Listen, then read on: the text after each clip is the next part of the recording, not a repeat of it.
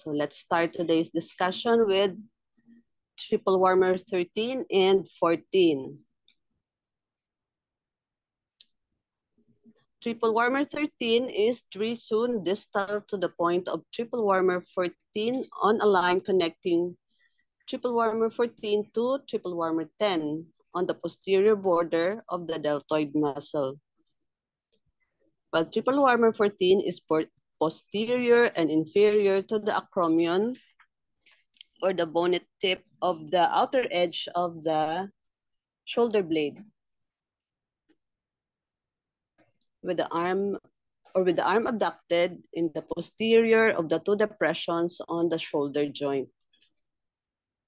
So these 2 points are for lateral shoulder arm pain, especially on sideways raising of the arm. Triple warmer 14 is needled in the direction to the axilla, and point 13 is given at a 90-degree angle into the deltoid. It would be effective to combine points triple warmer 15 and LI 15 with these 2 points when treating shoulder pain. Okay. Next up is triple warmer 15. It is located at the midpoint of an imaginary line between the sponneous process of the 7th cervical vertebra and the tip of the acromion, or the lateral extremity of the acromion.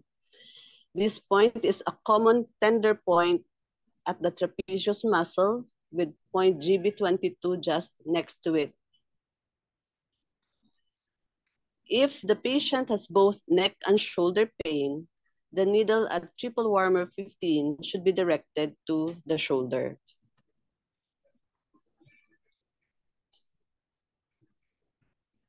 Moving on to triple warmer 17, it is located with the patient's mouth open in the depression behind the earlobe between the mastoid process and the mandible.